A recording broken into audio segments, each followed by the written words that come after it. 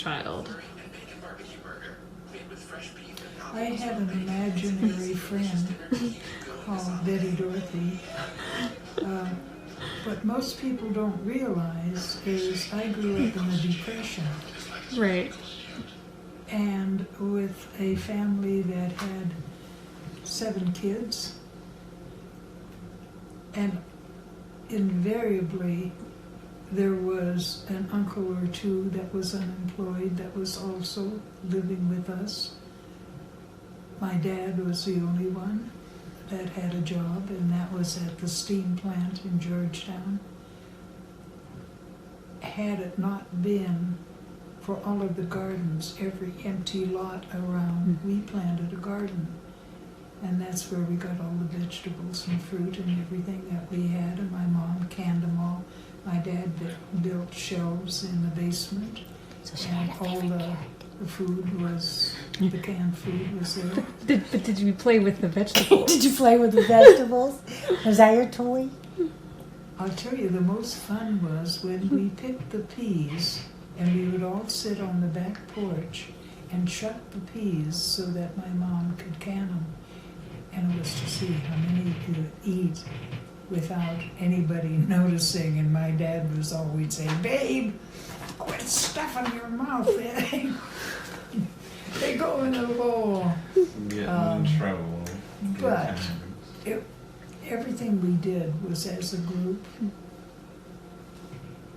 And it was utterly fantastic. We didn't have anything, except we had humor. And every evening ended with usually my mom playing the piano and all of us singing in harmony. That was a normal life, and it was beautiful. Other question was, what was your favorite thing to eat when you were a kid? Mashed potatoes. Or a sweet treat, a dessert, maybe? Oh, pumpkin pie. Every Saturday during the war, there were barrage balloon camps all around because of Boeing. And so on Saturday, we would bake pies. We had an apple tree, we had a cherry tree, an apricot tree, so we had the fruit from the trees.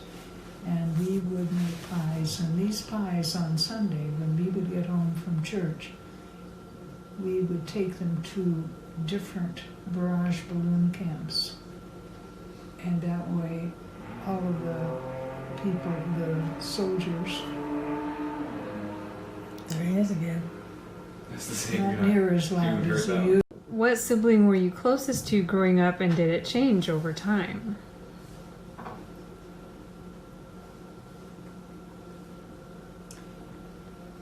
I would say Auntie Dode.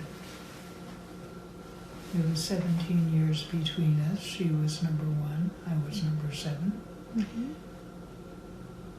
And Auntie Dode, the first job she got was in a dry cleaning shop in West Seattle. And that's a hot, sweaty job, and so she needed a different shirt every day. So she would launder her shirt, and it needed ironing, and she showed me how to iron. And she said if I could iron a shirt for her each day, I would get 10 cents per Nice. shirt, if it was ironed properly. And I, to this day, iron the way Auntie Dode showed me. Yes.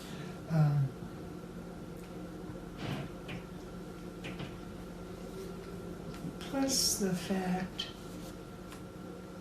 Auntie Dode and Auntie Bub, did Auntie Shirley, I think she may have too. They each had a bike. I never had a bike.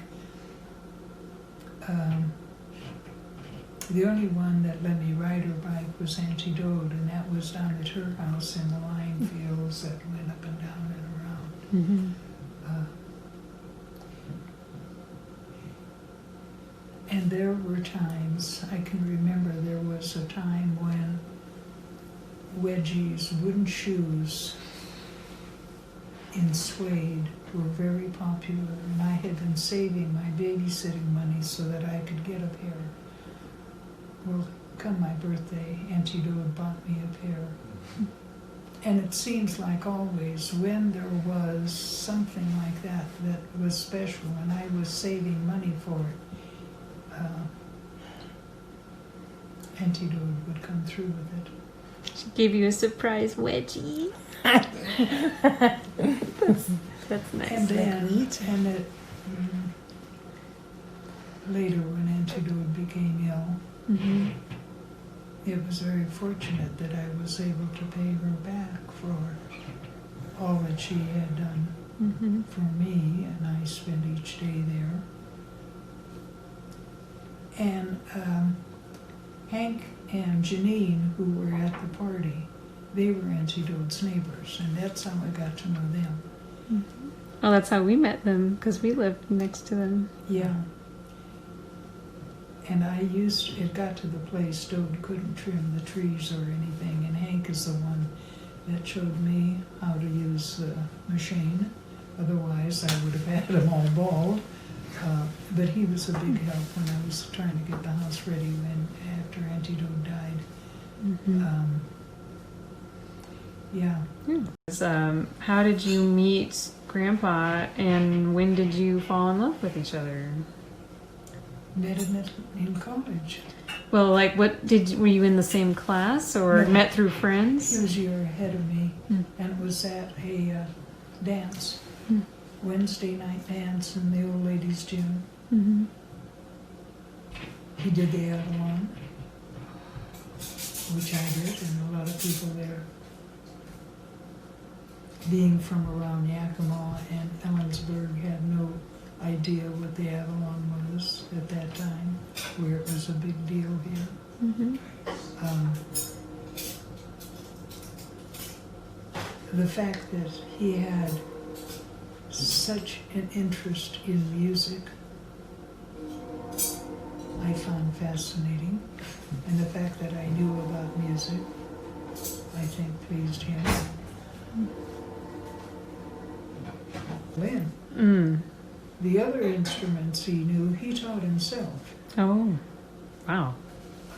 There was a stage band at Ellensburg, which is playing in the dance jobs there, helped to give him money to go to school. Mm-hmm.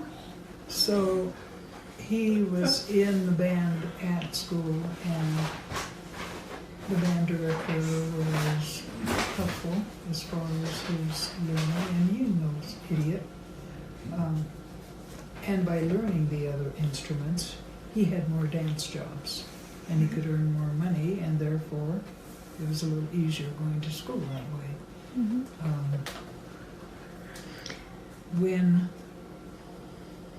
When he started the 13-piece dance band, he was principal of an elementary school and decided to have a dance, a parent dance at the school.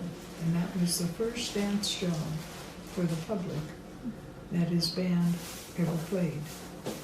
And it was made up of parents, not all from that school. It was Lakeview School that he was principal of at that time.